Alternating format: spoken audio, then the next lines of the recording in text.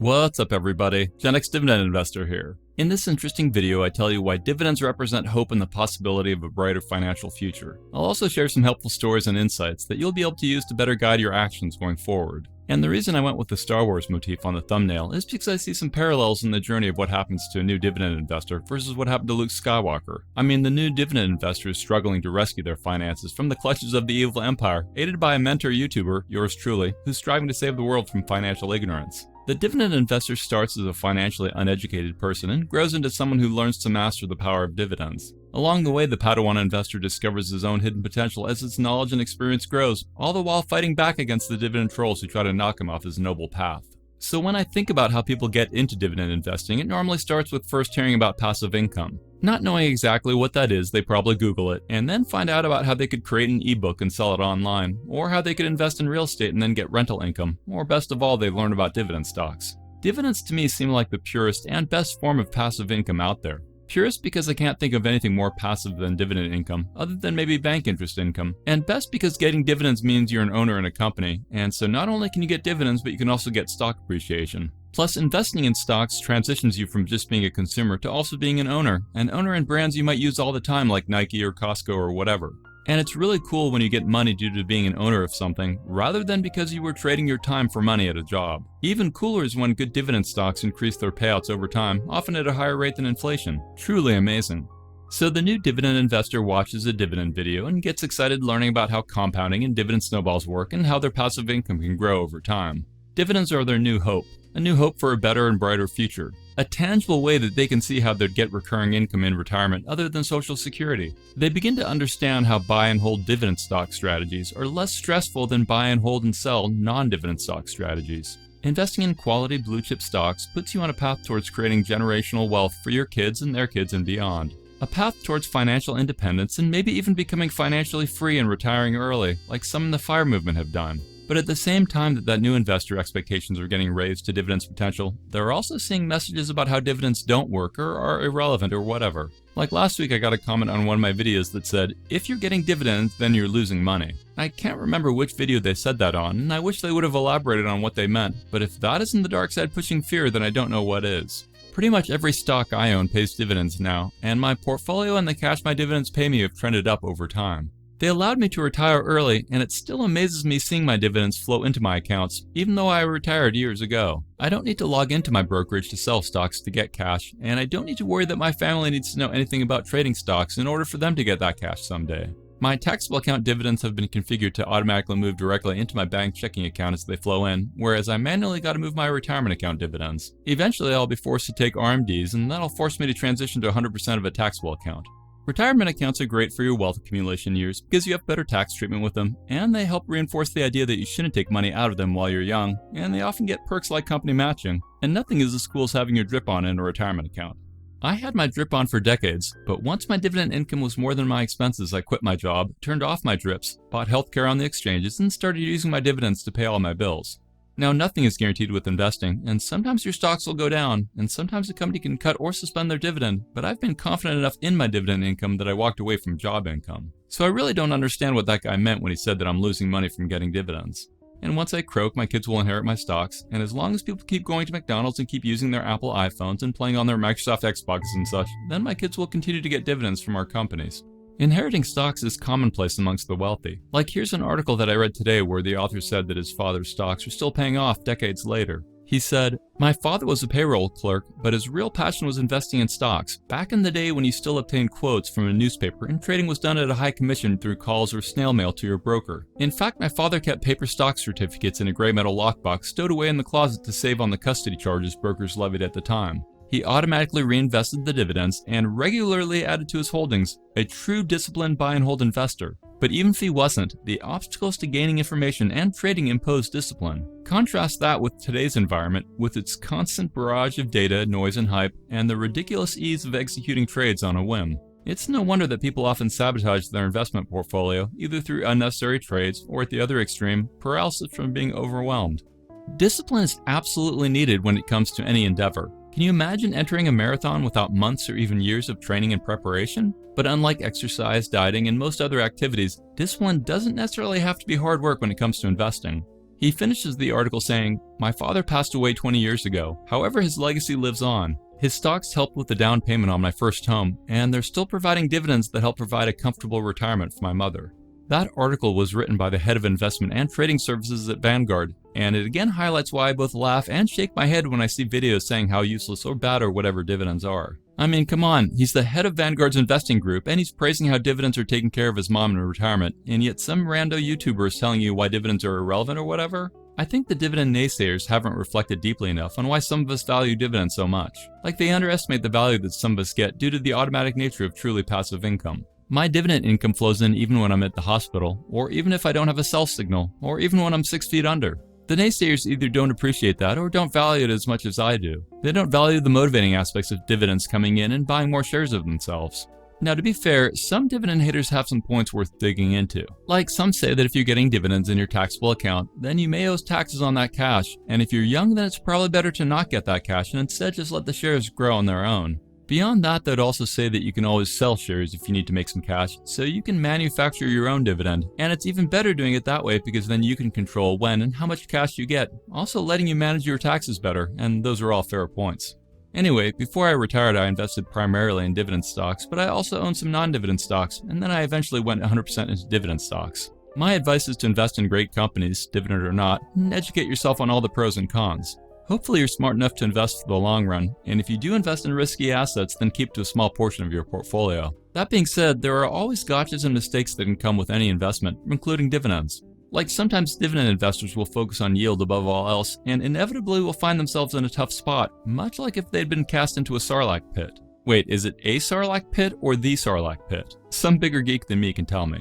Anyway, you want to understand why a company's yield is so high, and you want to break your mind from thinking that if some dividends are good, then getting more dividends faster has got to be better. The reality is that the quality of the company that the dividend comes from matters, and there's often a correlation between a higher yield coming from a riskier stock. Beyond that, the new dividend investor also has to navigate his way carefully through YouTube, as some creators will push super risky penny stocks with promises to get rich quick. But don't be tempted by the dark side. Your mantra with investing should be to get rich slowly. Anyone who says their way or asset is how you get rich fast is either lying or exaggerating. Sure, there'll always be some edge case people who do really well with something, but if it feels too good to be true, then it probably is. I personally don't care what people invest in, as long as it's decent stuff that puts them on a path towards growing their net worth.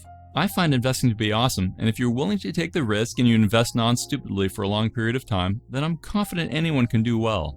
If you invest in risky things or ways, or if you have unrealistic expectations for how much you can make and how fast, then you'll probably end up losing or at least not being happy. Anyway, while dividends often are seen as a new hope for a better future, it's also not uncommon for people to start and then quit once they realize the path to material success is decades and not days. Or once someone experiences their first big market crash, then that event can rattle almost anyone out of investing, especially newer folks. Ironically, it was my first really bad experience losing a ton of my portfolio's worth in the dot-com crash, which helped cement my desire to focus on quality blue-chip dividend stocks more than anything else. I saw how things can go really bad in the markets if you're in them long enough. Sometimes bad things will happen due to your decision making, and other times it's just the market. And bad decisions happen to even the best investors in the world. Like in Warren Buffett's 2014 Berkshire shareholder letter, he talked about the biggest financial mistake he ever made, and one so bad he thought it deserved to be in the Guinness Book of World Records. He was talking about his $433 million acquisition of Dexter Shoe in 1993, which made shoes in the US, but his investment quickly soured as Dexter's competitive strengths died due to its foreign competition, and eventually it went to zero. Buffett's investment mistake was compounded by the fact that the acquisition was made using Berkshire Hathaway stock rather than cash. Specifically, he used around 25,000 shares of Class A Berkshire to buy it, an amount that would have been worth $15 billion today. Thus, new dividend investors need to realize that they'll make mistakes, but if they can keep pushing through the bad times, then I bet they'll win. But bad times won't last forever. Heck, sometimes even my troll commenters change from being negative to being positive. Like the fellow that said my subscriber review video was the worst one I'd ever made, came back and posted that my recent scam video was pretty good. Cool, at least I'm getting better. I still wish he'd tell me why he disliked that one video of mine, but I'll take what I can get. Maybe I made a mistake I'm not aware of. What's not a mistake is that the government likes to incentivize investing, and they like to incentivize holding your investments for longer. And favorable taxation is another reason why dividends can give your financial future more hope. But no matter how much dividend income you make, don't be someone who doesn't live within their means. Like I just read this article about a 50-year-old surgeon who earns $665K a year, but he and his wife are still struggling to pay their bills. They said that as his income grew, their discretionary spending ballooned. They have 2 portfolios worth $460,000 in total, but they're also paying a financial advisor 1.24% to manage their stocks. The article said that if they live to age 85 and even without making any further contributions to their portfolios and assuming a conservative 5% return, that 1.24% fee adds up to a whopping $863,000 that have given to their advisor. That's because fees grow as your portfolio grows. Right now the couple pays about $6,000 a year in fees, which is about $500 a month. But fast forward 35 years or 420 months, and they won't be paying just $500 a month. Rather, they'll be paying 1.24% on a much larger portfolio, averaging about $2,000 a month. Instead, if they just invested their money in a low-cost ETF, then they probably would get a smaller return, but with an extra $800,000 in the pocket funding their retirement. Some people just don't think about the expense side of things. Like, here's another example that popped up in my newsfeed as I was working on this section of the video. It's about 2 young adults with no kids, each making over $100,000 a year, but they're struggling to get by in Seattle. They mentioned that they had a hard time pulling together $20,000 for their wedding, and that struggle caused them to realize that they really had no idea where their money was going. For reference, my wife and I paid for every dime of our wedding, and we got zero help from either of our parents or from anyone. Now that was decades ago, and inflation has eroded things, but I was only making 30-something grand a year, and my wife was making basically nothing, and so we did what we could afford without going into debt. I've always had the habit of spending less than I make, and then taking a bit of each paycheck and saving some and investing some. Even now with my dividend income coming in, I set aside a small amount each month to go into my savings accounts, and then every so often if my accounts get big enough, I'll take some of it out to invest.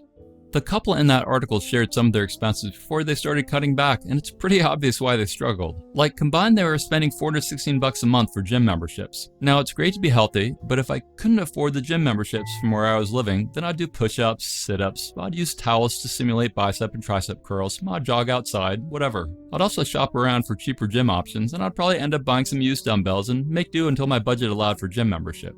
For fun, I looked up gyms in Seattle, and I saw that Planet Fitness had a membership plan for a $49 annual fee, combined with a $10 per month ongoing fee. Now, maybe Planet Fitness was too far from where they lived, or maybe it sucked, but hey, if you can't afford something, then you can't afford it. Anyway, the couple finally realized that their $100 manicures and pedicures and $60 meals and such were simply too much for what they made.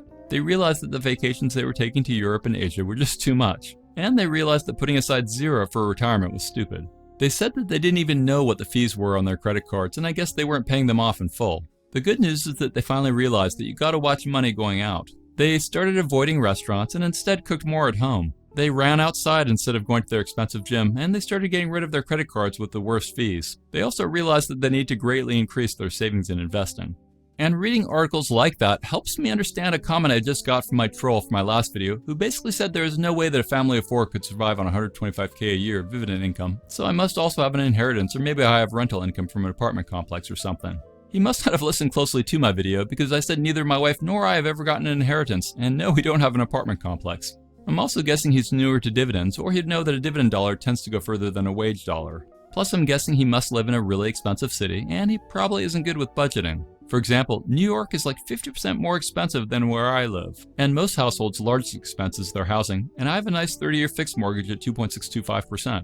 When I look at median monthly mortgage payments in various states, I'm at a pretty good spot. Like New Jersey's at $2,700 a month, and I pay less than that. California's average is about $3,400 a month, and Hawaii's like $3,700 a month. And I live frugally. I've had my Ford Escape for over a decade. I don't have any monthly car bills, student debt bills, credit card bills, etc. And anytime I have debt with high rates, I prioritize my spending to pay it off. I'm the type of person that would rather buy a pair of $70 shoes than a $170 pair. I track all my expenses down to the dollar, so I know every dime coming in and going out every day. I mean, come on, we've all seen horror stories of people who spend more money than they make, even when they make insane amounts. Like MC Hammer from the 1990s, whose fortune topped $70 million, ended up going bankrupt due to spending more than he made. So my message to you is to live more frugally. Remember that the best time to cut back is when you can afford not to cut back. And if my troll can't fathom how a family of 4 can make it on a low 6-figure income, then that tells me he's out of touch or perhaps not frugal enough. I mean, the median household income in the USA, according to the US Census Bureau, is only around $75,000 a year. And when families of 4 in the USA were surveyed by Gallup a few months ago in terms of what the minimum was they needed to make in order to get by in the communities they lived in, the average response was $85,000 a year. Anyway, I won't go into my troll's response because it was littered with examples proving that he didn't understand things, nor did he watch very carefully, but I wish him the best and recommend that he gives dividends a chance. Who knows, maybe he needs more hope for the future. And now I'd normally end things with a shout out to my newest Patreon Aristocrats and King signups, but I'm still all sold out. So instead, I'd like to thank Seeking Alpha who sponsors me. Consider using my Seeking Alpha affiliate link in the description of this video, as using it often comes with benefits for new member signups. Also consider using my Fast Graphs affiliate link, and if you do so, then please drop me a note so I can thank you. Regardless of what you do, please hit that thumbs up button, subscribe if you haven't yet, and click that bell notification. Finally, don't forget to join my free Dividend Discord chat server, which has over 11,000 Dividend investors on it from 80 countries around the world. Thanks for watching, stay positive, and I'll talk to you again real soon. Remember, I'm not a financial advisor, and my videos are for entertainment and inspirational purposes only. Investing of any kind involves risk. I'm only sharing my opinions with no guarantee of gains or losses on investments.